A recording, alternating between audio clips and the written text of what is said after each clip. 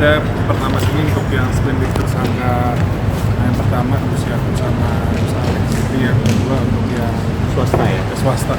Jadi keterangan mulan dan ya ada tambahan informasi. Ya, seputar itu saja. Bang, tampil beda nih hari ini bang, agak kurusan bang. Iya. Tambahannya tuh apa mas kira-kira mas katanya? Tadi yang dibutuhkan penyidik, tapi nggak ada yang itu sih, seputar kemarin pas yang kunjungan ke Arab Saudi seperti itu. Tanya sih mas tadi mas. Tadi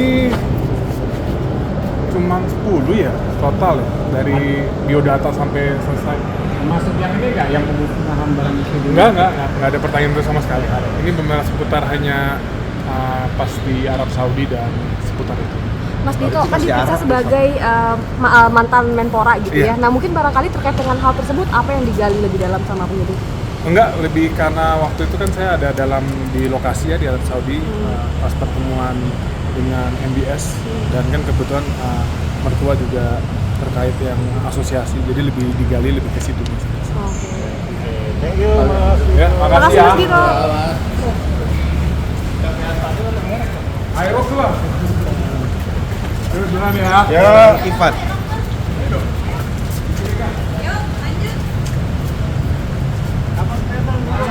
Ayo.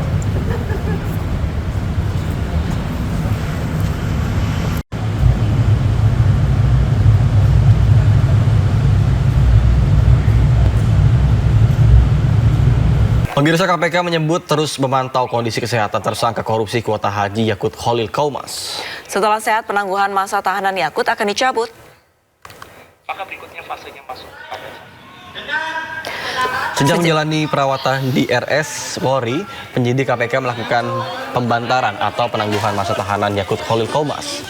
Tersangka korupsi kuota haji ini mengalami sakit pada saluran pencernaan hingga harus menjalani rawat inap. Juru bicara KPK Budi Prasetyo menyebut bahwa setelah pihak rumah sakit menyatakan mantan Menteri Agama ini sehat, maka proses hukum akan kembali dijalani. Terkait dengan pembantaran penahanan tersangka saudara YCQ dalam perkara kuota haji, penyidik masih terus melakukan pemantauan perkembangan kondisi kesehatan dari yang bersangkutan.